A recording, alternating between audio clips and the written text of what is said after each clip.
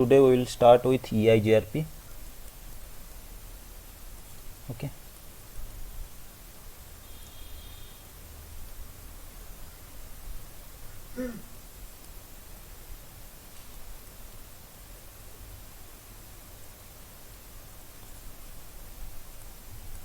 ठीक है, तो आज हम चालू करेंगे किसके साथ, EIGRP के साथ।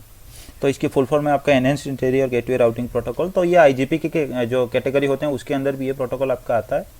तो ये भी आपका एक डायनामिक राउटिंग प्रोटोकॉल है। इसकी काम भी वही आपकी रीप की तरह सेम काम है। इसका काम सेम कैसा है कि सेम वही जैसे रीप आपका ये करता है कि कुछ रूट का इन्फॉर्मेशन होता है जो उससे लेके दूसरे डिवाइस के पास पहुंचाता है डायनामिकली, इसी तरह ये भी काम करता है। तो इसके एक छोटा सा स्टोरी के बारे में हम देख लेते हैं। तो सबसे पहले आपका EIGRP जो प्रोटोकॉल था ना, सबसे पहले ये जब इन्वेंट किया गया था इस प्रोटोकॉल का नाम था IGRP। ठीक है, तो ये सबसे पहले जब ये प्रोटोकॉल बना था आपका, ये प्रोटोकॉल आपका सिस्को का था। सिर्फ सिस्को डिवाइस में ही ये प्रोटोकॉल आपका चलता था और सिस्को ने इसे इन्वेंट किया था। ठीक है, फिर बाद में शायद 2013 या 2014 में ये प्रोटोकॉल आपका शायद उसी टाइम पे, अगर if I am not wrong, तो उसी टाइम पे आपका ये protocol open standard protocol declare किया गया था। तो धीरे धीरे फिर क्या है, सिस्को ने इसके ऊपर कुछ एडवांस फीचर वगैरह ऐड करके रखा था। हालांकि अभी के लिए भी आपको कुछ दूसरे डिवाइस में कुछ EIGRP के कुछ फीचर्स आपको देखने को नहीं मिलेंगे, जो फीचर्स आपको सिस्को के डिवाइस में भी देखने को मिलेंगे। तो सबसे पहले ये जब ये प्रोटोकॉल आपका था, ये IGRP करके सिर्फ था। उसके बाद इसमें कुछ एनहेंस फीचर उसने ऐड कर दिया। उसको ऐड करने के बाद इसके नाम भी उसने बदल दिया। क्या नाम उन्होंने रखा? Enhance interior gateway protocol, gateway routing protocol. ठीक है, तो ये प्रोटोकॉल बेसिकली आपका रीप जैसा था, उसी तरह का एक डायनामिक राउटिंग प्रोटोकॉल है, लेकिन इसमें थोड़ा बहुत उन्होंने चेंजेस किया था। जो चेंजेस आपका ऐसा है कि जो रीप आपका था वो एक डिस्टेंस वेक्टर राउटिंग प्रोटोकॉल था। क्यों डिस्टेंस वेक्टर राउटिंग प्रोटोकॉल था? क्योंकि आपको पता है कि रीप हमेशा क्या करता था, उसका जो मेट्रिक कैलकुलेशन के लिए वो क्या करता था, डिस्टेंस को यूज करता था। मतलब अगर आपके डिवाइस इसमें अगर आप रीप चला रहे हो, आगे अगर ये डिवाइस है, फिर आगे ये डिवाइस है, तो इन तीन डिवाइस के बीच अगर आप रीप चला रहे हो, यहाँ पे एक एक्स का नेटवर्क है, अगर ये उसे एडवर्टाइज इसको कर रहा है, फिर ये अगर आगे कर रहा है, तो इनिशियली यहाँ पे 0 होगा, एडवर्टाइज जब ये आगे जाएगा यहाँ पे मैट्रिक वैल्यू 1 आ जाएगा, फिर ये जब आगे भेजेगा मैट्रिक वैल्यू 2 करके आगे भेजता था। मतलब ये राउटर के पास जब एक्स का नेटवर्क आता था उसमें मैट्रिक वैल्यू 2 है। और आपको पता है हॉप काउंट रीप में कितना होता है, आपका 0 से लेके 15 तक होता है। अगर 16 आ गया किसी वजह से, तो उसका मतलब आपका वो ट्रैफिक या फिर वो नेटवर्क का इन्फॉर्मेशन आगे किसी दूसरे राउटर के पास भेजा नहीं जाएगा। मतलब ऐसा है कि यहाँ पे और एक राउटर भी था जिसके बीच रीप चला है, और ये एक्स नेटवर्क मान लो यहाँ पे और कुछ राउटर्स थे रास्ते में, इसका हॉप काउंट 16 हो गया यहाँ पे। तो ये 16 होने के बाद ये राउटर कभी भी ये एक्स नेटवर्क का इन्फॉर्मेशन आगे नहीं भेजेगा दूसरे राउटर को। ठीक है, तो रीप का बेसिकली जो हॉप मैट्रिक कैलकुलेशन वगैरह जो भी था, तो वो रिले करता था किसके ऊपर, हॉप काउंट के ऊपर। तो इसलिए रीप को हम क्या बोलते थे, पूरे pure distance vector routing protocol के हिसाब से हम देखते थे। लेकिन EIGRP जब आपका आ रहा है तो ये एक advance distance vector routing protocol इसे हम बोलते हैं।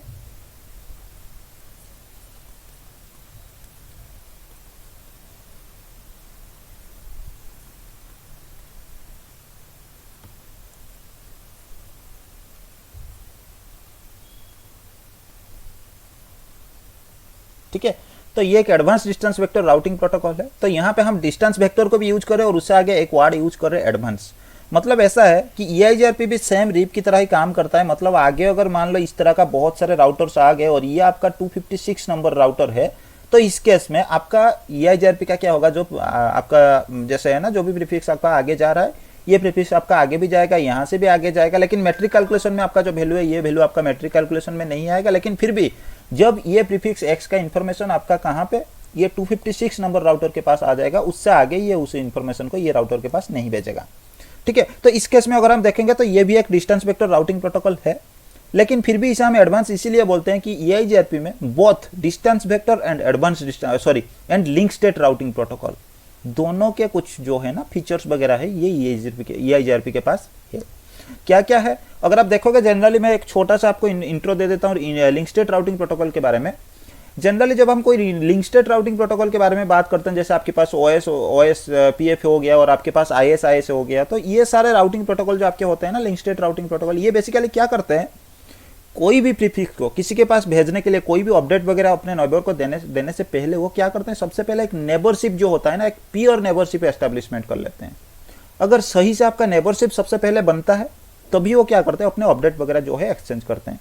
बेसिकली उनका बिहेवियर यही होता है कि सबसे पहले जब वो उस फीचर के साथ एनेबल हो जाते हैं, उस राउटिंग प्रोटोकॉल के साथ वो एनेबल हो जाते हैं, सबसे पहले ये क्या करते हैं, जैसे अगर आप नेबरशिप की बात करते हो लिंक स्टेट राउटिंग प्रोटोकॉल के लिए, तो यहाँ पे आप OSPF या फिर कोई भी लिंक स्टेट राउटिंग प्रोटोकॉल आप एनेबल करते हैं, ये क्या करता है, यहाँ से एक हेलो मैसेज ही एक्सचेंज करते हैं। यहाँ पे भी आप एनेबल कर दोगे तो ये भी एक हेलो मैसेज एक्सचेंज करेंगे, और ये हेलो मैसेज क्या करेंगे, कुछ पैरामीटर्स लेके जाएंगे साथ में, जो भी जरूरी होता है उनको नेबरशिप बनाने के लिए। ये कोई अपडेट वगैरह लेके नहीं जाते हैं। मतलब यहाँ पे अगर एक्स नेटवर्क को आपने OSPF में एडवर्टाइज करके रखा है, तो इसका मतलब सबसे पहले ये एक्स नेटवर्क का इन्फॉर्मेशन एक्सचेंज नहीं करेंगे रीप की तरह, ये क्या करेंगे, कुछ हेलो मैसेजेस एक्सचेंज करेंगे। हेलो मैसेज एक्सचेंज के बाद उसमें जो पैरामीटर्स होते हैं, दोनों तरफ के डिवाइस उस पैरामीटर को मैच कराते हैं। अगर पैरामीटर सब कुछ सही है, फिर इसके बाद ये क्या करते हैं, एक नेबरशिप बना लेते हैं दोनों के बीच, ठीक है। और ये नेबरशिप आपका बनने के बाद ही उनको पता चलता है कि हाँ मेरा नेबर जो है वो ट्रस्टेड है। फिर उसके बाद ये क्या करते हैं, अपडेट जो होता है वो अपडेट एक्सचेंज करते हैं, जिस अपडेट में आपका एक्स नेटवर्क का इंफॉर्मेशन आगे आएगा, ठीक है। तो ये होता है बिहेवियर आपका किसके लिए, लिंक स्टेट राउटिंग प्रोटोकॉल के लिए। तो EIGRP जो आपका है, एक तो मैंने आपको बताया इस तरह का, ये डिस्टेंस के ऊपर भी, आपका डिस्टेंस वेक्टर के ऊपर भी ये डिपेंड करता है। फिर उसके बाद ये क्या करता है, ये जो प्रोसेस मैंने आपको बताया, हेलो मैसेज का एक्सचेंज करना, फिर उसके बाद नेबरशिप बनाना, फिर एक बार नेबरशिप बन जाए फिर उसके बाद जो है अपडेट मैसेज वगैरह शेयर करना, तो ये सेम चीज आपका EIGRP करता है। इसलिए आपके EIGRP के पास क्या है, डिस्टेंस वेक्टर का भी कुछ फीचर्स है, उसके साथ साथ आपका लिंक स्टेट राउटिंग प्रोटोकॉल की जो बिहेवियर या फिर फीचर्स होते हैं वो भी उसके पास है। इसलिए EIGRP प्रोटोकॉल को हम क्या बोलते हैं, डिस्टेंस वेक्टर राउटिंग प्रोटोकॉल। तो EIGRP भी आपका एक लेयर 3 प्रोटोकॉल है, जैसे रीप आपका लेयर 7 का था, लेकिन ये आपका लेयर 3 प्रोटोकॉल है। तो आपको पता है अगर लेयर 3 में कोई प्रोटोकॉल काम करता है, इसका मतलब ये TCP UDP वगैरह कुछ भी यूज नहीं करेगा। क्यों, क्योंकि TCP UDP आपका लेयर 4 का प्रोटोकॉल होते हैं। और जैसे कि लेयर 3 के प्रोटोकॉल है, तो IP हेडर में एक आपके पास प्रोटोकॉल फील्ड होता है, तो इसका कोई पोर्ट ID नहीं है, इसका प्रोटोकॉल ID है, ठीक है, या फिर प्रोटोकॉल नंबर आप मान सकते हो, यह है 88। अगर आपको कोई बोलता है कि EIGRP का पोर्ट नंबर बताओ, इसका मतलब वो क्वेश्चन आपसे गलत पूछ रहा है। EIGRP का कोई पोर्ट नंबर नहीं होता है। पोर्ट नंबर किनके होते हैं, पोर्ट नंबर सिर्फ लेयर 7 प्रोटोकॉल्स के होते हैं, ठीक है, लेयर 7 एंड लेयर 4 प्रोटोकॉल के होते हैं। प्रोटोकॉल नंबर किनके होते हैं, आपका प्रोटोकॉल नंबर जो लेयर 3 में जो प्रोटोकॉल आपके काम करते हैं उनके प्रोटोकॉल नंबर्स होते हैं, ठीक है। और हाँ, पोर्ट नंबर आपका सिर्फ लेयर 7 प्रोटोकॉल के लिए होता है, और लेयर 4 प्रोटोकॉल के लिए भी आपका कोई पोर्ट नंबर नहीं होता है। लेयर 4 में जो दूसरे प्रोटोकॉल आपके काम करते हैं, जैसे TLS वगैरह, आपके पास कुछ अलग सा प्रोटोकॉल होते हैं जो कि डिपेंडेंट होते हैं TCP के ऊपर, उनके लिए है जो काम करते हैं। लेकिन TCP UDP के लिए भी आपका प्रोटोकॉल नंबर है, ठीक है, उनका कोई पोर्ट नंबर भी नहीं है। तो ये भी जब भी कोई मैसेज वगैरह आगे भेजता है, तो ये मैसेज आपको किस में भेजता है, डेस्टिनेशन IP इसका एक मल्टीकास्ट IP होता है, जो आपका होता है 224.0.0.10। ये कभी भी अपने नेबर के पास कोई मैसेज आगे भेजना चाहता है या कुछ भी करना चाहता है, तो उस केस में ये क्या करता है, 224.0.0.10 वाला जो मल्टीकास्ट IP एड्रेस है, तो इस IP एड्रेस को ये क्या करता है, यूज करता है। तो 2013 से पहले ये सिस्को का प्रोटोकॉल था। 2013 के बाद ये जो प्रोटोकॉल है ये आपका बन गया था ओपन स्टैंडर्ड का प्रोटोकॉल, ठीक है। उसके बाद अगर आप देखोगे तो इसकी जो भी मैसेजेस होते हैं, EIGRP का ये लेयर 3 का प्रोटोकॉल है, इसलिए ये सारे मैसेजेस कौन हैंडल करके लेके जाएगा, कौन कैरी करके लेके जाएगा, IP कैरी करके लेके जाएगा। तो लेयर 3 में आपका EIGRP का पैकेट भी बनेगा, और इसके ऊपर IP का हेडर जो है, IP हेडर क्या करेगा, अपने जो TLB फील्ड होता है ना, टाइप लेंथ वैल्यू वाला फील्ड होता है, उस फील्ड के अंदर EIGRP का इन्फॉर्मेशन को अटैच कराएगा, और ये इन्फॉर्मेशन को आगे फिर लेयर 2 को दे देगा। लेयर 2 में जो भी आपका मार्क वगैरह जो भी ऐड करना है, ऐड करके इस तरह का आपका EIGRP का जो मैसेज होते हैं वो आपका ट्रैवल करते हैं। और EIGRP प्रोटोकॉल के बारे में अगर आप देखोगे, इसकी एडी वैल्यू के बारे में अगर हम देखते हैं, सारे प्रोटोकॉल के लिए कुछ एडी वैल्यू आपका डायनेमिक प्रोटोकॉल के लिए ऑलरेडी प्री डिफाइन है।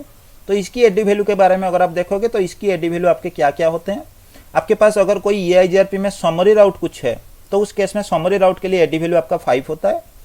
EIGRP का अगर इंटरनल है, तो उस केस में आपका 90 होता है एडी वैल्यू, और एक्सटर्नल के लिए आपका होता है 170, ठीक है।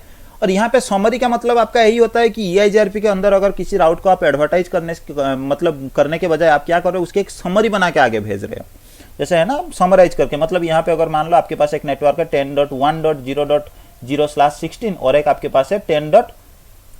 ये 0 मान लो, 10.0 और एक 10.1.0.0/16, ये दो नेटवर्क आपके पास है। अगर आप इसे समरी कर दोगे तो ये नेटवर्क आपका बन जाएगा 10.0.0.0/15, ठीक है। अगर आप इस तरह का समरी करके आगे अपने नेबर के पास भेज रहे हो तो उस केस में जिस राउटर से आपका समरी आगे भेजा जा रहा है उसी राउटर पे आपको उस समरी रूट के लिए आपका एडी वैल्यू जो है वो 5 देखने को मिलेगा आपको, ठीक है। इंटरनल मतलब अगर एक ही ओएसपीएफ का एक ही आपने जो EIGRP है ना उसको अगर चला के आपने रखा है और बहुत सारे राउटर उसमें आपका हो रहे हैं और दूसरे नेबर ने आपको उसी OSPF ऑटोनोमस सिस्टम नंबर के अंदर एक दूसरा राउटर आपका है या फिर उसी नेटवर्क के अंदर आपके पास एक दूसरा राउटर है जिसने आपको एक OSPF का नेटवर्क एडवर्टाइज किया, मतलब आप ऐसा समझो यहां पे एक नेटवर्क था आपका X, ठीक है। इसने इस X नेटवर्क को, इन्होंने ऑटोनोमस सिस्टम नंबर क्या है मैं आगे आपको बता रहा हूं। ऑटोनोमस सिस्टम इसने भी 10 यूज किया था तो इसने भी 10 यूज किया था, तो ये इंटरनल नेबरशिप इनके बीच है। तो इसने क्या किया, अपडेट भेजा किसके लिए, X नेटवर्क के लिए इसके पास। तो इसकी राउटिंग टेबल में जो X नेटवर्क की इंफॉर्मेशन होगा उसमें एडी वैल्यू आपको 90 देखने को मिलेगा। क्यों, क्योंकि ये आपका इंटरनल OSPF नेबर से आपके पास, इंटरनल EIGRP नेबर से आपके पास रिसीव हो रहा है। तो इसके लिए आपको 90 एडी वैल्यू देखने को मिलेगा। और एक्सटर्नल अगर आपके पास कोई प्रीफिक्स आ रहा है, एक्सटर्नल का मतलब क्या है, ये आपके पास एक राउटर है, ये आपके पास एक राउटर है, सिनेरियो आपका सेम है, लेकिन इस केस में आगे एक राउटर है जो इसको किसके बारे में इंफॉर्मेशन दे रहा है, X नेटवर्क के बारे में इंफॉर्मेशन दे रहा है। और ये इंफॉर्मेशन इसको किससे रिसीव हो रहा है, हो सकता है EIGRP का कोई दूसरे ऑटोनोमस सिस्टम नंबर का हो सकता है। यहाँ पर ऑटोनोमस सिस्टम आपका 10, इन दोनों के बीच 10 था। ये आपका मान लो OSPF का नेबरशिप इस तरफ था, ठीक है, इस तरफ आपका OSPF का नेबरशिप था, ठीक है। तो यहां पे इस तरफ आपका कौन सा चल रहा है, EIGRP चल रहा है। तो ये X का नेटवर्क जब ये वाला राउटर के पास आएगा, ये क्या करेगा, एक रीडिस्ट्रीब्यूशन आपके पास होता है जिसे परफॉर्म करके हम क्या करते हैं, एक राउटिंग प्रोटोकॉल से रिसीव किए गए प्रीफिक्स को दूसरी राउटिंग प्रोटोकॉल में देते हैं। सारे डायनामिक राउटिंग प्रोटोकॉल हम जब कंप्लीट करेंगे उसके बाद उसको भी हम पढ़ेंगे। तो उसी प्रोसेस से उसने क्या किया, OSPF का जो X का नेटवर्क आया था उसको इंजेक्ट कर दिया किसमें, EIGRP में।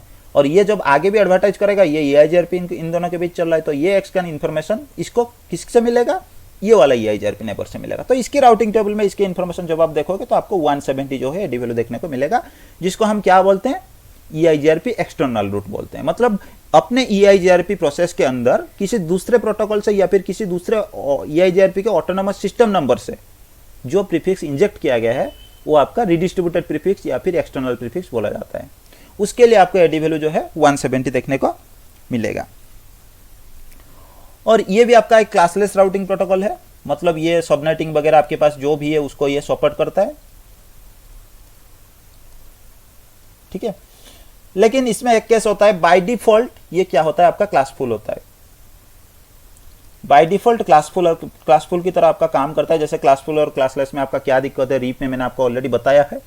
तो ये अगर कोई सबनेटिंग वगैरह आप करके कोई नेटवर्क को रखे हो तो ये बाय डिफॉल्ट क्या करेगा, उसे क्लासफुल की तरह समझेगा। मतलब आपने 10 नेटवर्क को /16 के साथ अगर आपने यूज करके रखा है फिर भी ये /8 के साथ इसे समझेगा, ठीक है। लेकिन आप इसे क्लासलेस भी आप बना सकते हो। इसको बनाने के लिए आपके पास एक कमांड होता है, नो ऑटो समरी। इस कमांड को चला के आपको क्या करना पड़ता है, इसे क्लासलेस जो है वो बनाना पड़ता है। अगर आपके पास कोई सबनेट आप यूज कर रहे हो, सबनेटिंग वगैरह आपने करके रखा है, VLSM FLSM कुछ भी, तो उस केस में आपको जो है ये करना पड़ता है। तो इसमें क्या होता है, आपके राउटर्स जो होते हैं ना ये वाले प्रोटोकॉल में, ये राउटर्स क्या करते हैं, अपने राउटिंग टेबल को अपडेट करने के लिए ये अपने नेबर के ऊपर डिपेंडेंट होते हैं। और हमेशा इनको लगता है कि जो भी इंफॉर्मेशन मेरे पास आ रहा है ये मेरा नेबर ही मेरे को दे रहा है। मतलब आपका ऐसा है, ये मान लो X को बहुत सारे नेटवर्क की इंफॉर्मेशन, ये वाले राउटर का R1 को बहुत सारे नेटवर्क की इंफॉर्मेशन आ रहा है, XYZ 3 नेटवर्क की इंफॉर्मेशन आ रहा है, और ये आपके पास R2 है। इन दोनों के बीच आपका EIGRP चल रहा है। तो ये सारे जो XYZ नेटवर्क है इसने इसको दिया होगा। तो ये क्या है, ये नेटवर्क के बारे में इंफॉर्मेशन जो है इनको अपडेट करने के लिए अपने राउटिंग टेबल में ये राउटर ऑलरेडी किसके ऊपर डिपेंडेंट है, ये वाले नेबर के साथ। मतलब R2 हमेशा इन नेटवर्क को अपने राउटिंग टेबल में अपडेट करने के लिए डिपेंडेंट है किसके ऊपर, R1 के ऊपर। और R2 को हमेशा यही लगेगा कि ये जो XYZ नेटवर्क है ना ये मेरे नेबर के साथ डायरेक्टली कनेक्टेड है, इसको ऐसे ही लगेगा, ठीक है। हो सकता है आगे कोई दूसरा राउटर लगा है, उसने X नेटवर्क एडवर्टाइज किया था इसको और ये क्या कर रहा है, इसको दे रहा है। लेकिन इस केस में भी R2 को हमेशा यही लगेगा कि मेरे नेबर से जो एडवर्टाइजमेंट मेरे पास आ रहा है, जिस नेटवर्क के बारे में इंफॉर्मेशन मेरे नेबर मेरे को दे रहा है, वो नेटवर्क मेरे नेबर से डायरेक्टली कनेक्टेड है, ठीक है। इसी तरह R2 को लगता है। R2 को कभी भी पता नहीं चलेगा कि यहाँ पे और एक R3 करके राउटर है, ये R3 का राउटर जो है उसने इंफॉर्मेशन वगैरह दिया है। EIGRP तक जो भी प्रोटोकॉल आपके होते हैं उस केस में आपके राउटर्स को क्या लगता है कि EIGRP में अगर मेरे को कोई भी प्रीफिक्स मेरा नेबर मेरे को दे रहा है तो इसका मतलब यही है कि वो प्रीफिक्स क्या है, मेरे नेबर के साथ डायरेक्टली कनेक्टेड है, ठीक है। और इसके बाद राउटिंग टेबल में जब ये अपडेट करने के लिए आता है, इसका कुछ मैट्रिक कैलकुलेशन वगैरह होता है, तो मैट्रिक कैलकुलेशन से इसका भी तरीका जो होता है वो अलग सा होता है। हर एक राउटिंग प्रोटोकॉल के लिए आपका मैट्रिक कैलकुलेशन होता है और उसका तरीका जो है अलग अलग सा होता है। रीप के लिए कोई कैलकुलेशन नहीं है, बस हॉप काउंट के बेसिस पे वो होता था। तो यहाँ पे मैट्रिक कैलकुलेशन करने से पहले हम थोड़ा देखेंगे कि आपका नेबरशिप वगैरह जो है वो कैसे बन जाता है। तो EIGRP के केस में कुछ मैसेजेस आपके पास होते हैं, उनको मैं सबसे पहले बता देता हूँ। आपके पास टोटल 5 मैसेजेस होते हैं। सबसे पहले मैसेज आपके पास होता है हेलो, उसके बाद आपके पास होता है अपडेट, तीसरी आपके पास होता है एक्नॉलेजमेंट,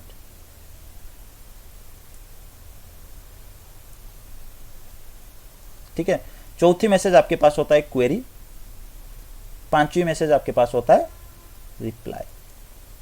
ठीक है, तो आपके पास ये क्या होता है, टोटल 5 मैसेज होता है। अभी के लिए आप क्वेरी और रिप्लाई को स्किप करो, इनके बारे में हमें अभी तक नहीं देखना है, हम लास्ट में इसके बारे में देखेंगे। लेकिन ये जो 3 मैसेज आपके पास हो गए, हेलो हो गया, आपके पास अपडेट हो गया और एक्नॉलेजमेंट मैसेज हो गया, इनके बारे में हम थोड़ा देखते हैं। तो सबसे पहले आपके राउटर्स क्या करते हैं, जब भी कोई नेबरशिप बनाने की जरूरत होता है, आप जब भी आप एनेबल कर लेते हो EIGRP किसी भी इंटरफेस के ऊपर, जैसे नेटवर्क कमांड चला के आप रीप में करते थे ना, तो इसके लिए अगर आप एनेबल कर देते हो EIGRP, तो उस केस में क्या है, सबसे पहले ये क्या करते हैं, एक हेलो मैसेज एक्सचेंज कर लेते हैं। और ये भी क्या करता है, दूसरे डिवाइस पे आपका हेलो मैसेज एक्सचेंज करेगा। तो अगर आप EIGRP को एनेबल करने के लिए जाओगे, तो EIGRP आपका यहाँ पे भी आपको 2 तरह से एनेबल करना पड़ेगा। ठीक है, एक होता है आपको ग्लोबली एनेबल करना पड़ता है सबसे पहले, दूसरी तरफ आपको क्या करना पड़ता है, आपको पर इंटरफेस बेसिस पे करना पड़ता है। ठीक है, ये 2 तरीके आपके पास होते हैं EIGRP को एनेबल करने के लिए। इसको थोड़ा मैं बड़ा कर लेता हूं।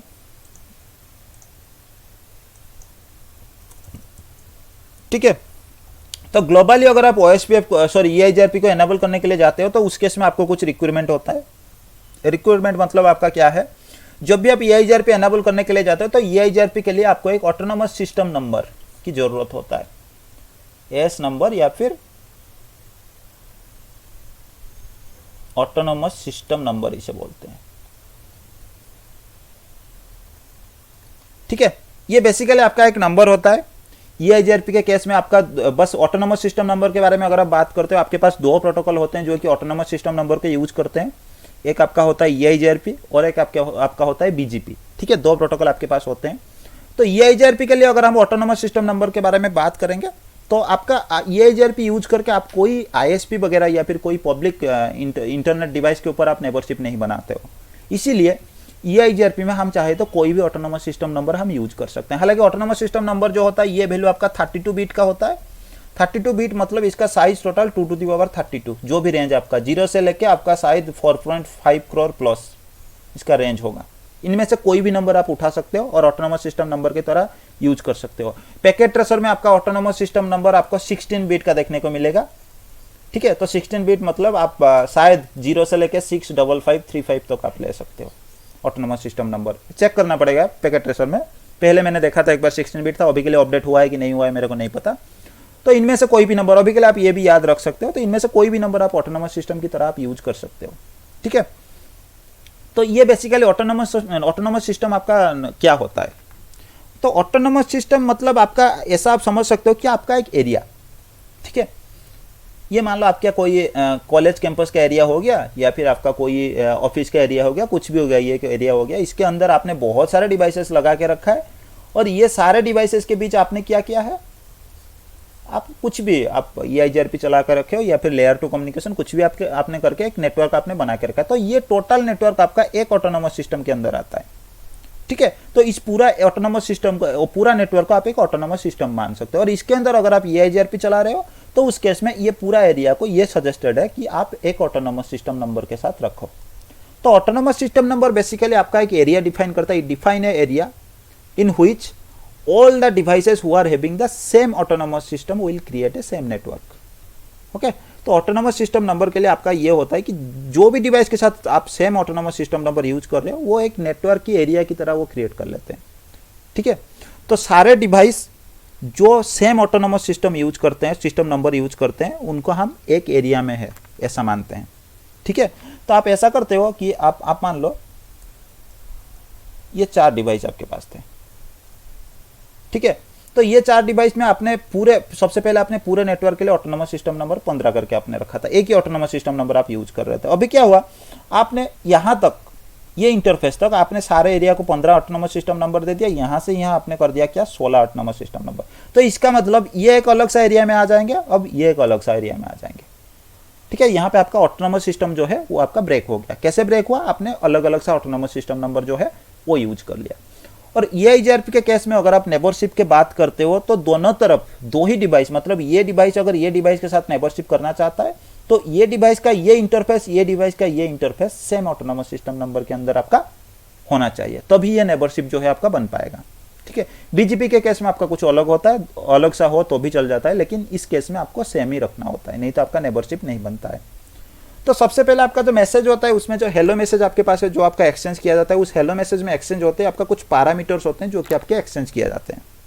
आपके डिवाइसेस क्या करते हैं, उन पैरामीटर्स को चेक करते हैं, अगर उनके पास कॉन्फ़िगर किया गया पैरामीटर और हेलो मैसेज से रिसीव हुआ पैरामीटर अगर सेम है तो उस केस में वो नेबरशिप बनाते हैं, अगर सेम नहीं है तो उस केस में वो नेबरशिप नहीं बनाते हैं। तो सबसे पहले हम देख लेते हैं कि ये हेलो मैसेज के अंदर आपका क्या क्या पैरामीटर्स है वो एक्सचेंज होते हैं।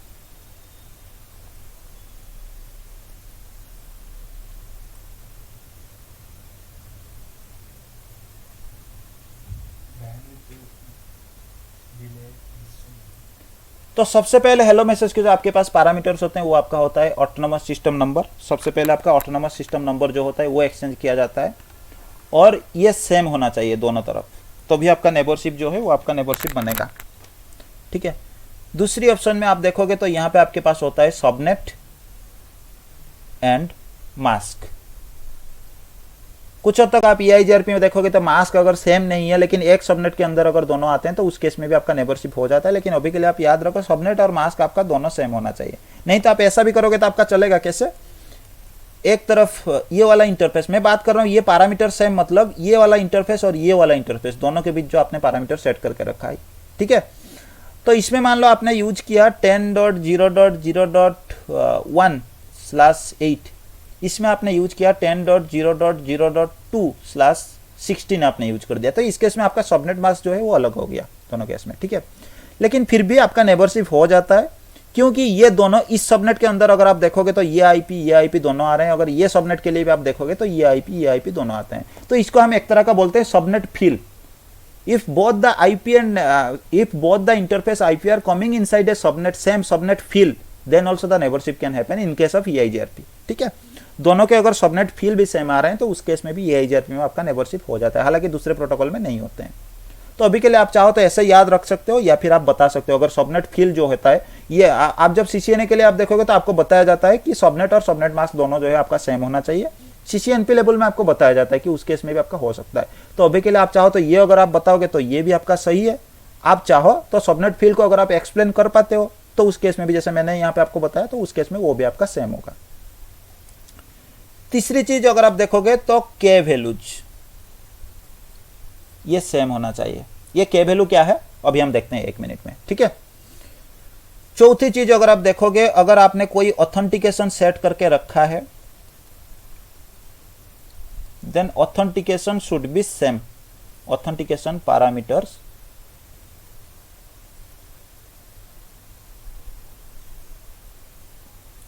ठीक है, ये भी आपका दोनों तरफ सेम होना चाहिए। ऑथेंटिकेशन पैरामीटर मतलब अगर आपने कोई पासवर्ड सेट करके रखा है नेबरशिप बनाने के लिए तो उस केस में आपका दोनों तरफ का जो पासवर्ड है ना वो आपका सेम होना चाहिए। और ऑथेंटिकेशन के बारे में सारे प्रोटोकॉल पढ़ने के बाद हर एक प्रोटोकॉल के लिए ऑथेंटिकेशन तरीका कुछ अलग सा होता है, उसके बारे में भी हम देखेंगे, थोड़ा सिक्योरिटी मेंटेन करना पड़ता है हमें। ठीक है, तो ये चारों ऑप्शन जो है, शायद मैंने कुछ पॉइंट भूला नहीं, अगर नहीं भूला हूं तो यही आपका चार होते हैं ऑप्शन। तो ये सारे ऑप्शन आपका EIGRP के केस में क्या होना चाहिए, आपका सेम होना चाहिए। अब थोड़ा हम देखते हैं के वैल्यू जो आपका होता है ना वो क्या होता है। इसे हम बोलते हैं कंपोजिट मैट्रिक वैल्यू।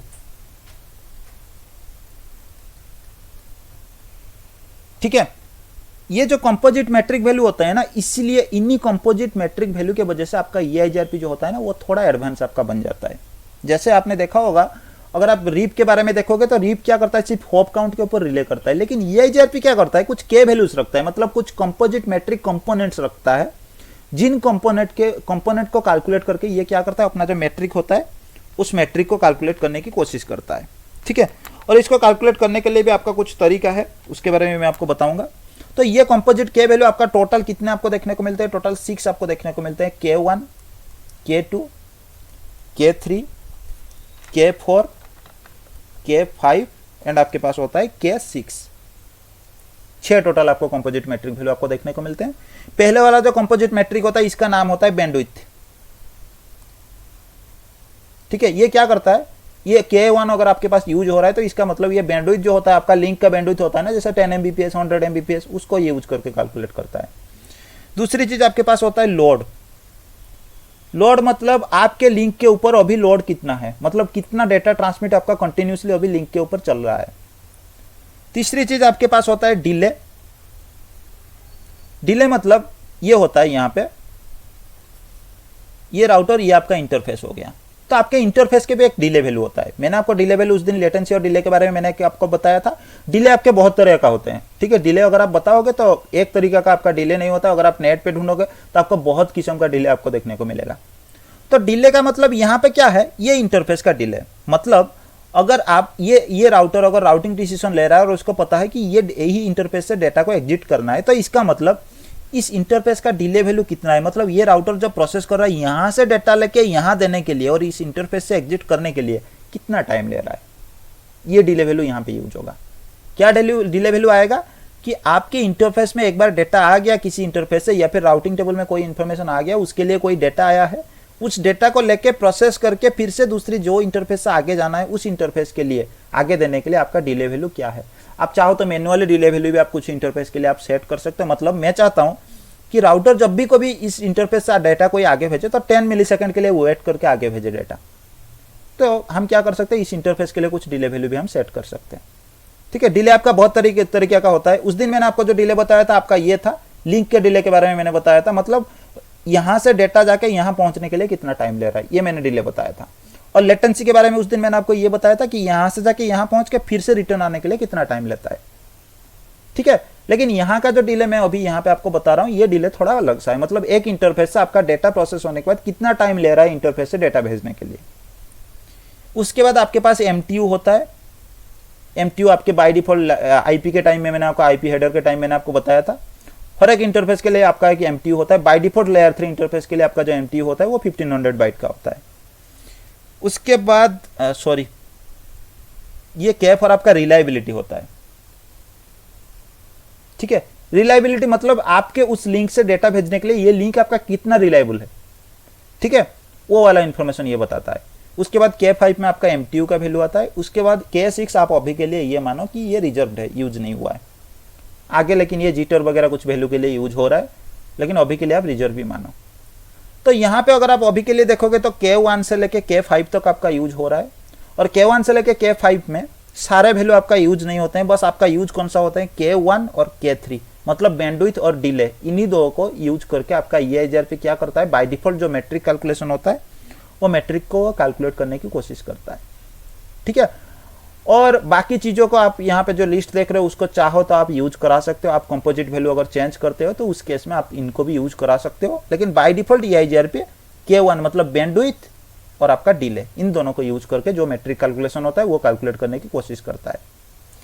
जैसे रीप में मैंने आपको मैट्रिक कैलकुलेशन बताया था कि हॉप काउंट के ऊपर ये डिपेंड करता है। एक राउटर दूसरे राउटर को जब एडवर्टाइजमेंट करता है, वो अपडेट को सेम अपडेट को आगे पास कराता है, तो वो क्या करता है, आपका मैट्रिक वैल्यू जो है इंक्रीज बाय 1 कर लेता है। लेकिन यहाँ पे इसकी जो मैट्रिक कैलकुलेशन है इसका कुछ तरीका है।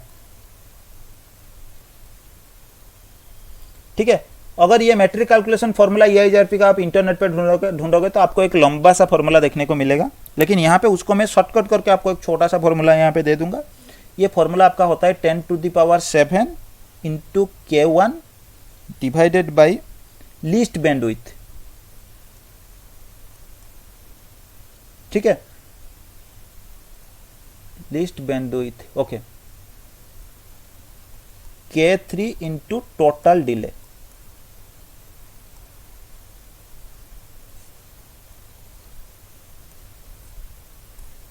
Total into 256। ठीक है, ये आपका फॉर्मूला है मैट्रिक कैलकुलेशन कैलकुलेट करने के लिए। मतलब यहाँ पे आप देख लो, आपका K वैल्यू जो होता है ना कंपोजिट वैल्यू, यहाँ पे K1 यूज हो रहा है और K3 यूज हो रहा है। ठीक है, मतलब बैंडविड्थ और डिले दोनों का वैल्यू ही यूज हो रहा है। और यहाँ पे और एक कॉन्सेप्ट यहाँ पे नीचे दिखा है कि लीस्ट बैंडविड्थ, यहाँ पे कौन सा वाला बैंडविड्थ और कौन सा वाला डिले यहाँ पे यूज करेंगे, क्योंकि ये तो हमें पता है K1 बैंडविड्थ होता है और ये डिले होता है, लेकिन फिर भी ये बता रहा है least bandwidth and total delay. ये एक्चुअली क्या होता है हम थोड़ा देख लेते हैं। अब देखो मैं यहाँ पे R1 ले रहा हूँ, R2, R3, R4, ठीक है। तो यहाँ पे एक एक्स नेटवर्क है, ये एक्स नेटवर्क का अभी के लिए हम सारी चीज देखेंगे, R4 तो कैसे आएगा। तो जब भी आप बात करोगे, ये मान लो आपके पास ये जो लिंक था ना, ये आपका 10 MBPS का लिंक था, ये आपका था लिंक जो है 100 MBPS का, ये आपका था 100 MB का, ठीक है। तो लीस्ट बैंडविड्थ मतलब यहां से लेके सोर्स से लेके डेस्टिनेशन तक जितने भी लिंक रास्ते में आ रहे हैं, उनमें से सबसे लो बैंडविड्थ वाला कौन सा लिंक है, उसी लिंक का बैंडविड्थ आपका यहां नीचे लिस्ट बैंडविड्थ की जगह आ जाएगा। तो यहां पे आपका सबसे कम वाला बैंडविड्थ होगा 10 MBPS, तो ये 10 MBPS वैल्यू आपका कहां से आएगा, लिस्ट बैंडविड्थ के पास आएगा, ठीक है। अब देखो अभी R4 जब भी ये कैलकुलेट करने की कोशिश करेगा, ये वाले इंटरफेस पे उसे X का नेटवर्क का इंफॉर्मेशन मिला, तो ये क्या करेगा, मैट्रिक कैलकुलेट करने की कोशिश करेगा। मैं अभी के लिए मैट्रिक कैलकुलेशन आपको पूरा नहीं बता रहा हूँ, बेसिक सा बता रहा हूँ। नेक्स्ट क्लास में हम देखेंगे पूरा मैट्रिक कैलकुलेशन के लिए शायद आपका एक क्लास भी जा सकता है या हाफ क्लास भी जा सकता है, ठीक है। तो इसने आगे भेजा, ये आगे भेजा और ये आगे भेज रहा है एक्स नेटवर्क का इंफॉर्मेशन। जब एक्स का इंफॉर्मेशन यहाँ पे आ गया तो आपके राउटर्स क्या करते हैं, राउटिंग टेबल में उसे डालने से पहले मैट्रिक कैलकुलेशन जो होता है वो करना उनको जरूरी होता है। अगर मैट्रिक कैलकुलेशन सही से हो रहा है तो उस केस में आपके इंफॉर्मेशन राउटिंग टेबल में आता है, नहीं तो नहीं आता है। तो इस केस में ये क्या करेगा, पूरे देखेगा जितने भी लिंक ये पास होके आ रहा है उसमें से सबसे लोएस्ट वाला बैंडविड्थ क्या है, उस लिस्ट बैंडविड्थ के वैल्यू को ये क्या करेगा, नीचे यूज करेगा। 10⁻7 इंटू इसका जो बैंडविड्थ है ना 10 MBPS, ये यहाँ पे 10 MBPS ले लेगा, 100 MBPS ले लेगा। 100 MBPS मतलब इसको kbps में कन्वर्ट करके जो भी आपका वैल्यू आएगा वो ले लेगा। उसके बाद लिस्ट बैंडविड्थ आपका 10 MBPS का था, ये ले लेगा, प्लस आपका 10⁻3 था शायद, नहीं K3 into 10 total delay, K3 plus total delay मतलब यहां से यहां तक जो डिले वैल्यू टोटल हो रहा है, टोटल इंटरफेस का डिले मिला के मतलब ये जो डेटा यहां से यहां तक ट्रैवल करने के लिए कितना टाइम ले रहा है, उस टोटल डिले का वैल्यू आपका यहां पे आ जाएगा, ठीक है।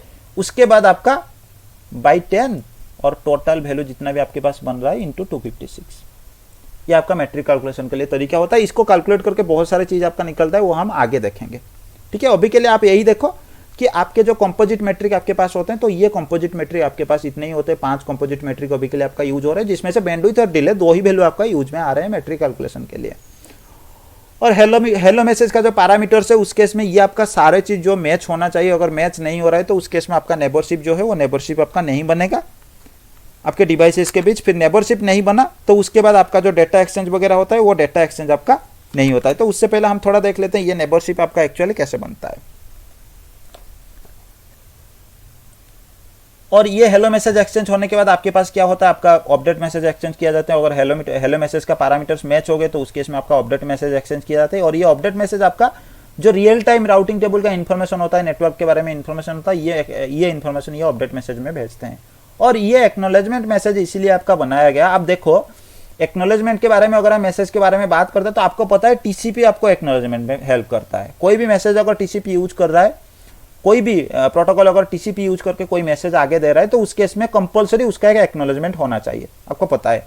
लेकिन इस केस में ये एक लेयर 3 प्रोटोकॉल है और लेयर 3 प्रोटोकॉल है, लेकिन इसके ये तो टीसीपी को यूज नहीं कर पाएगा। तो उस केस में इसको थोड़ा रिलायबल बनाने के लिए, आपका रिलायबिलिटी तो तभी होता है जब आपका कोई भी मैसेज आगे जाता है, मैसेज पहुंचा या नहीं उसके बारे में अगर कंफर्मेशन कोई एक्नॉलेजमेंट आपके डिवाइस को मिल गया तो उस केस में आपका कम्युनिकेशन जो है रिलायबल हो गया। तो इस केस में EIGRP को थोड़ा रिलायबल बनाने के लिए एक नया मैसेज ऐड कर दिया गया, जिस मैसेज का नाम ही उन्होंने एक्नॉलेजमेंट मैसेज दे दिया। मतलब हेलो मैसेज के लिए आपका कोई एक्नॉलेजमेंट की जरूरत नहीं है, क्योंकि आपको पता है हेलो मैसेज एक बार भेज दिया गया तो ये मैसेज आपका पीरियडिकली ट्रैवल करता है, ठीक है। इसलिए हेलो मैसेज का कोई एक्नॉलेजमेंट की आपकी जरूरत नहीं है। लेकिन अगर कभी भी अपडेट का मैसेज जा रहा है, अपडेट मैसेज आपका इंपॉर्टेंट है ना, क्योंकि इसमें बहुत सारे प्रीफिक्स के इंफॉर्मेशन होते हैं। अगर अपडेट मैसेज आपके दूसरे नेबर के पास नहीं पहुंचा तो उस केस में आपका दिक्कत क्या होगा, उसको अपडेट ही नहीं मिलेगा, वो नेटवर्क टेबल में इंफॉर्मेशन ही अपडेट नहीं कर पाएगा, तो कम्युनिकेशन आपका फेल हो जाएगा। तो इस केस में अपडेट मैसेज अगर कभी भी कोई डिवाइस आगे भेज रहा है तो उसका मतलब उसका एक एक्नॉलेजमेंट मैसेज रिसीव होगा। मतलब ये डिवाइस अगर आगे कोई अपडेट मैसेज दे रहा है ये वाले राउटर के पास, तो ये राउटर बाउंड है उस अपडेट के लिए एक एक्नॉलेजमेंट मैसेज जो है वो रिटर्न में देने के लिए, ताकि ये वाले राउटर को पता चल जाए कि ये जो अपडेट मैसेज मैंने आगे दिया था ये मैसेज उसको सक्सेसफुली जो है डिलीवरी हो गया है।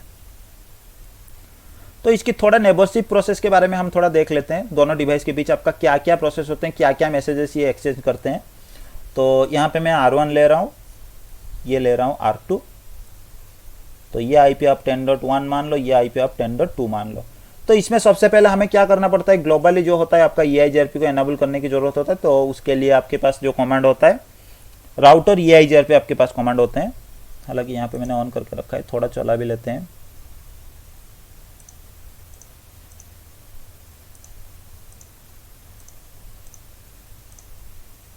ठीक है, मैं सेम सिनेरियो एक बार बना लेता हूँ।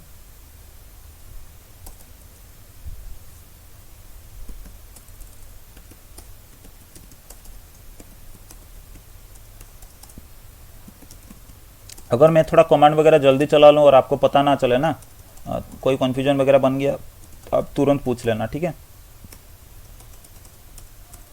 ठीक है, मैंने इसको IP एड्रेस दे दी, दूसरी तरफ भी जाके सेम करता हूँ।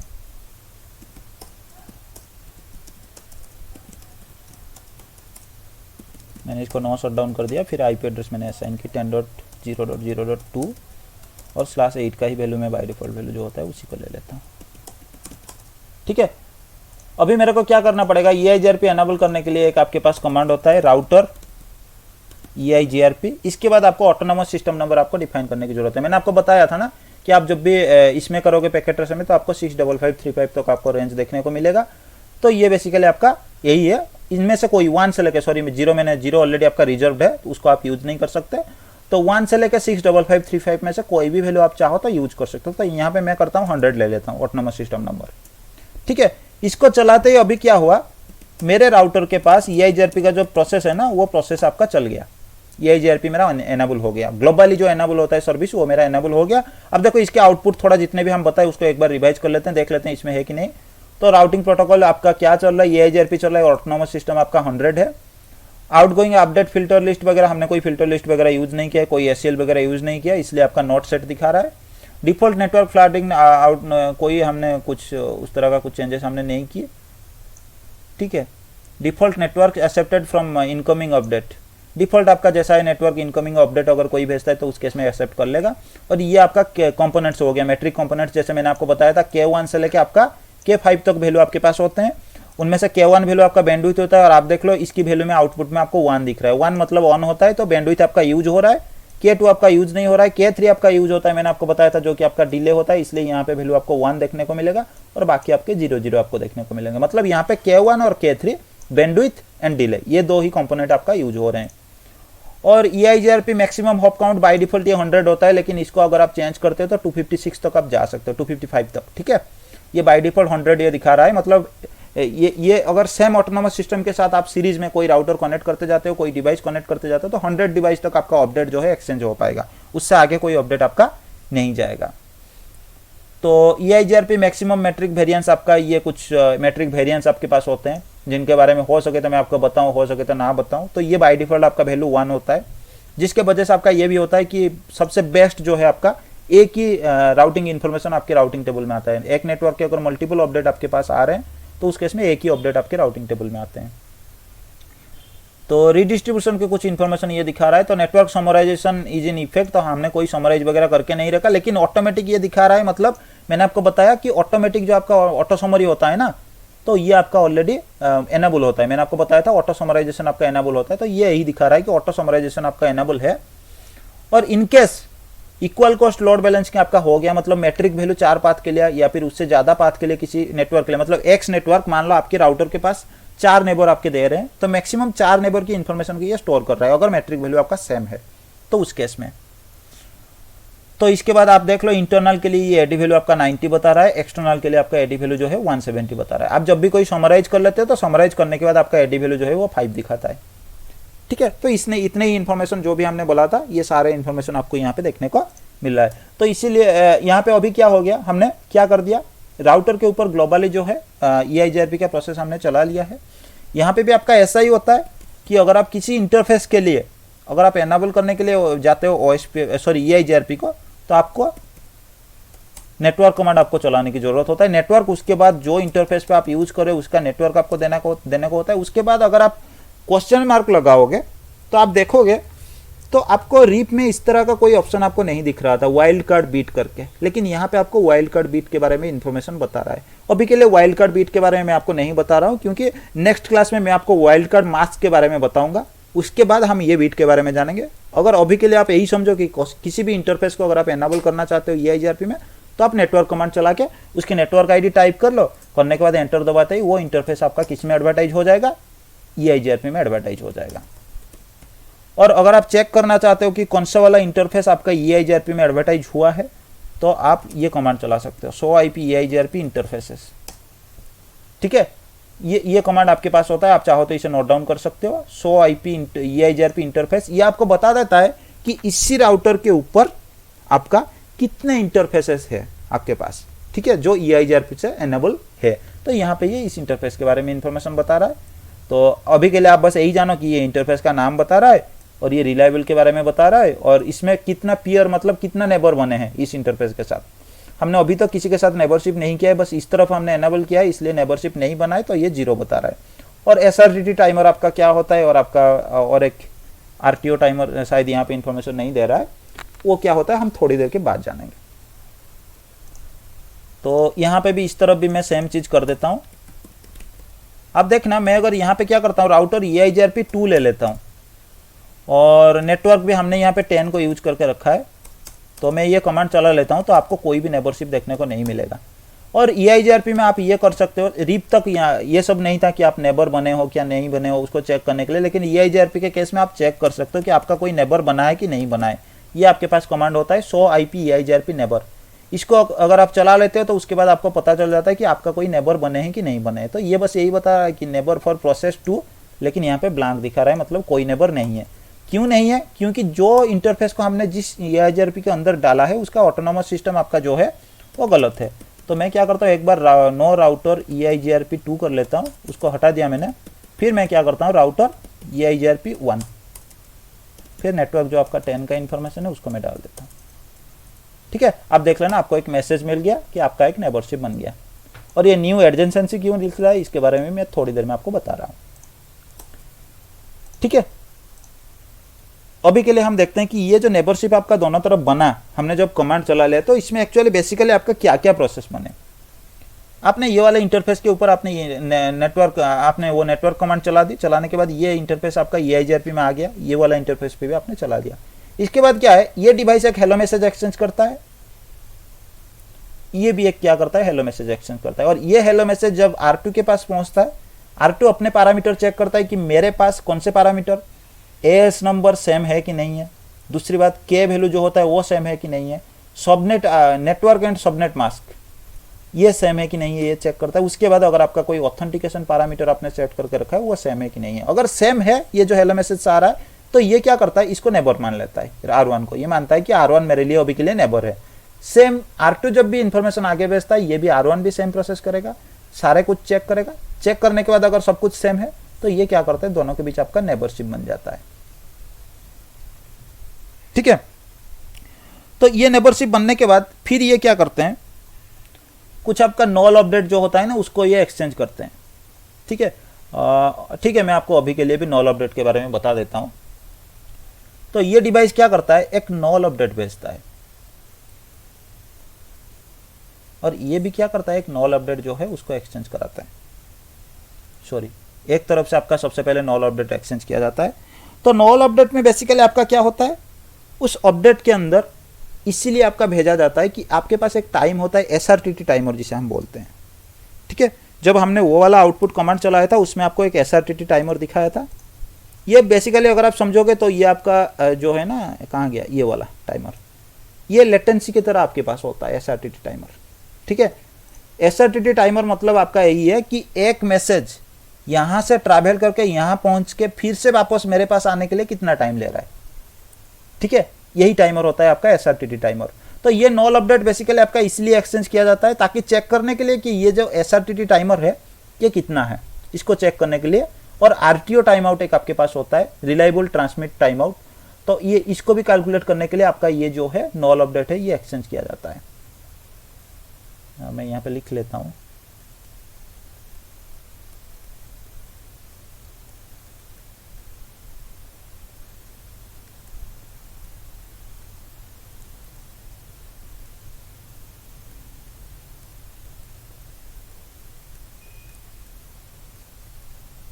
ठीक है, अगर आपका एसआरटीटी और आरटीओ आपको थोड़ा समझ में आ रहा है तो ठीक है, नहीं तो आप स्किप भी कर सकते हो, क्योंकि सीसीएनए लेवल का या फिर सीसीएनपी लेवल तक भी शायद ये नहीं होता है। ठीक है, फिर भी आपका एक नॉल अपडेट एक्सचेंज किया जाता है, और इसमें क्या होता है, ये बेसिकली आपका ये एक्सचेंज होने के बाद आपका जो एसआरटीटी और आरटीओ टाइम ये आपका कैलकुलेट हो जाते हैं। और इस नॉल अपडेट को ये क्या करता है, उसका एक एक्नॉलेजमेंट दे देता है, क्योंकि मैंने आपको बताया था कि आपका जो होता है ना, अगर कोई अपडेट आप भेजते हो तो उस केस में एक एक्नॉलेजमेंट मैसेज आपका होना चाहिए। तो इस केस में ये क्या करता है, अपडेट प्लस एक एक्नॉलेजमेंट भी देता है। मतलब ये जो पहले वाला डिवाइस, पहले वाला अपडेट मैसेज इसको मिला था, ये मैसेज मिला है, इसका एक एक्नॉलेजमेंट ये दे देता है, और खुद का एक अपडेट भी ये दे देता है, नॉल अपडेट। ठीक है, इसको आप नॉल अपडेट भी मान सकते हो। इसे कुछ नाम इसे बोलते हैं EIGRP में, इसके नाम एक है, मैं एक्चुअली उसका नाम मैंने देखा भी नहीं उसका नाम। ठीक है, मैं आपको बता दूंगा, नेक्स्ट वाले क्लास में बता दूंगा। इसको एक अपडेट बोलते हैं, एक अलग सा एक नाम है इसका। तो इसके बाद ये डिवाइस क्या करता है, एक एक्नॉलेजमेंट उसका सिर्फ दे देता है, क्योंकि इसको तो एक्नॉलेजमेंट मिल गया कि लास्ट मैसेज जो मैंने एक्सचेंज किया था अपडेट मैसेज, वो उसको रिसीव हो गया, इसको पता चल गया, लेकिन इसने जो भेजा अपडेट मैसेज उसके लिए ये क्या करता है, एक्नॉलेजमेंट दे देता है। और उसके बाद ये क्या करते हैं, आपके जो नेबर टेबल होता है ये दोनों एडजेंसेंसी बन जाते हैं अभी के लिए। ठीक है, तो एडजेंसेंसी बनने के बाद आपका जो ये वाला टेबल मैं आपको बता रहा हूं ना, शो IP EIGRP नेबर, ये टेबल आपका मेंटेन हो जाता है। ठीक है, और ये टेबल मेंटेन होने के बाद आपको यहाँ पे पता चलेगा कि आपका ये कौन सा मेरा नेबर है, उसके बारे में पता चलता है। उसके बाद कौन से इंटरफेस के साथ मेरा नेबर कनेक्टेड है उसके बारे में पता चलता है। ये आपका होल्ड डाउन टाइमर होता है, होल्ड डाउन टाइमर और हेलो टाइमर मैं आपको बताऊंगा। और कितने देर से मेरा नेबर मेरे साथ ऑफ है। ठीक है, हो सकता है 5 महीने तक, अगर आपका नेबरशिप कभी भी नहीं टूटा है, कोई कम्युनिकेशन नहीं टूटा है, तो उस केस में ये 5 महीने का टोटल टाइम ही आपको बताएगा। इसके बाद ये SRTT टाइमर काउंट होने के बाद मेरे पास कितना वैल्यू है ये दिखा रहा है, और ये आपका RTO टाइम। ठीक है, RTO टाइम बेसिकली आपका, और क्यू काउंट और सीक्वेंस नंबर मैं आपको बाद में बताऊंगा। RTO टाइमर बेसिकली आपका यही होता है कि अगर मेरे नेबर से कोई मतलब मेरे पास कोई हेलो मैसेज नहीं आया, ठीक है, सॉरी, अगर मेरे नेबर से मैंने एक अपडेट मैसेज दे दी मेरे नेबर को, और अगर मेरे नेबर ने मुझे एक्नॉलेजमेंट मैसेज उसका नहीं दी, तो कितने देर तक मैं वेट करूंगा फिर से वो अपडेट को भेजने के लिए। मान लो ये कुछ 1000 सेकंड का, मिली सेकंड का ये टाइम बता रहा है, मतलब 1 सेक का टाइम है। तो 1 सेकंड के बाद, 1 सेकंड के अंदर अगर यहां से कोई एक्नॉलेजमेंट मैसेज इसके पास नहीं आ रहा है, तो उस केस में ये क्या करता है, आपका 1 सेकंड के बाद फिर से एक बार अपडेट मैसेज भेजेगा। ठीक है, फिर 1 सेकंड के बाद अगर ये टाइम नहीं भेजा, फिर ये भेजेगा। तो इसी तरह का ये क्या करता है, 16 टाइम जो होता है ये रीट्रांसमिट आपका करता रहता है। ठीक है, तो ये जो टाइम पीरियड आपका होता है ये आपका RTO टाइम आउट होता है। ये बाय डिफॉल्ट आपका 1 मिनट के लिए है, आप चाहो तो इसे चेंज भी कर सकते हो। इसमें भी थोड़ा आपका कॉन्सेप्ट अलग सा है, बहुत सारे कॉन्सेप्ट इसके अंदर आते हैं, लेकिन वो सारा चीज मैं आपको नहीं बता रहा हूँ। इसके बाद आपका एडजेंसेंसी एक बार बनने के बाद फिर आपका जो रियल अपडेट होता है ना, वो आपका एक्सचेंज किया जाता है। जो अपडेट मैसेज आपके पास है ये भी एक्सचेंज करता है रियल अपडेट। और ये रियल अपडेट के अंदर आपका जो भी XYZ, जो भी नेटवर्क आपके पास EIGRP के टेबल में पड़ा था, वो सारे इंफॉर्मेशन आपके पास क्या होते हैं, एक्सचेंज किया जाता है। इसके बाद EIGRP के अगर हम टाइमर के बारे में देखेंगे तो हमारे पास 2 टाइमर होता है। एक होता है हेलो, ये 5 सेकंड के लिए होता है, और दूसरी टाइमर हमारे पास होता है डेट टाइमर या होल्ड डाउन टाइमर, ये 15 सेकंड के लिए होता है। ठीक है, तो हेलो टाइमर मतलब एक डिवाइस अगर आपके पास है इस तरह का, इनके बीच EIGRP का नेबरशिप हो गया, होने के बाद every 5 second, in every 5 second ये डिवाइस भी एक हेलो मैसेज एक्सचेंज करेगा, और ये डिवाइस भी आपका एक हेलो मैसेज एक्सचेंज करेगा हर 5 सेकंड के बाद। अगर गलती से ये डिवाइस को हेलो मैसेज रिसीव होना बंद हो गया, तो ये क्या करेगा, 15 सेकंड के लिए वेट करेगा कि अपना नेबर से 15 सेकंड के अंदर अगर उसको कोई हेलो मैसेज नहीं आया ये वाला डिवाइस से, तो इस केस में ये क्या करेगा, अपना नेबर जो है उसको डेड मान लेगा कि मेरा नेबर मर गया, और उसके साथ साथ जो भी इसके पास प्रीफिक्स वगैरह है उसको क्या करेगा, अपना राउटिंग टेबल से हटा देगा। ठीक है, बेसिक सा है। तो ये दो टाइमर आपके पास होते हैं।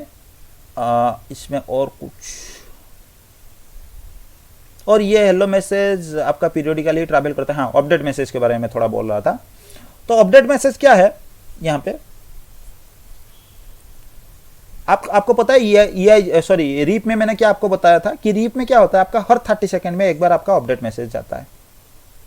और ये अपडेट मैसेज का साइज भी आपका बड़ा होता है। क्यों?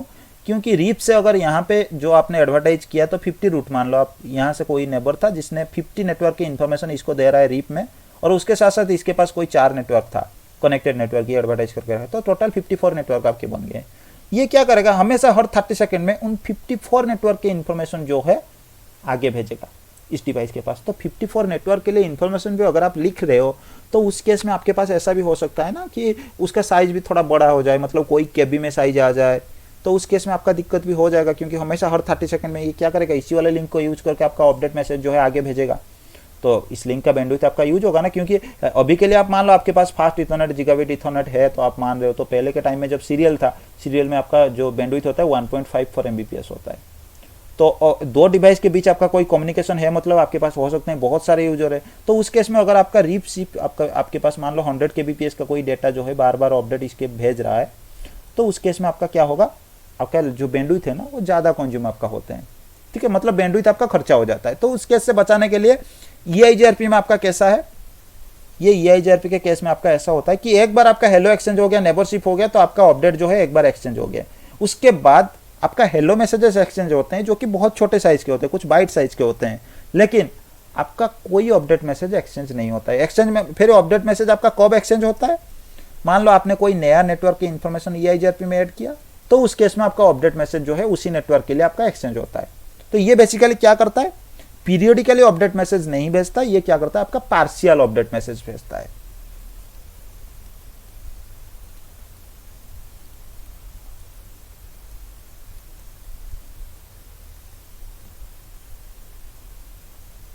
ठीक है, इसका मतलब यही है, आप ऐसा समझ सकते हो कि ये दो डिवाइसेस के बीच आपने नेबरशिप बना ली। एक बार नेबरशिप बन गया तो उसके बाद आपने आपका जो भी अपडेट वगैरह भेजना था इन दोनों ने एक्सचेंज कर ली। करने के बाद मान लो आपने कोई भी नेटवर्क में छेड़खानी नहीं की, आपका कोई नेटवर्क अप नहीं गया, कोई नेटवर्क आपका डाउन नहीं गया, उसके बाद आपने कोई नया नेटवर्क ऐड नहीं किया, तो आपने 5 साल भी चला लिया, तो 5 साल तक भी अगर आपका नेटवर्क अप है तो उस केस में कोई अपडेट मैसेज आपका एक्सचेंज नहीं होगा। कभी भी अगर आप कोई चेंजेस करते हो, नया नेटवर्क ऐड या रिमूव कुछ भी आप करते हो, मॉडिफिकेशन वगैरह, तो उस केस में आपका अपडेट जो होता है वो आपका एक्सचेंज किए जाते हैं।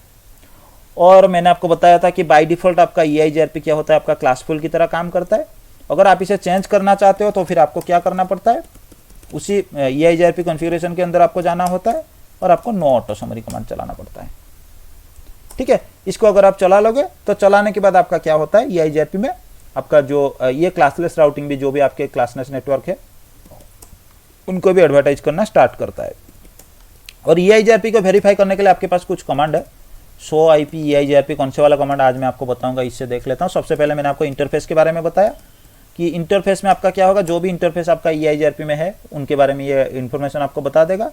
उसके बाद अगर आप देखोगे तो आपको नेबर, बस यही दो मतलब आउटपुट कमांड चेक करने के लिए इन्फॉर्मेशन आप देखो।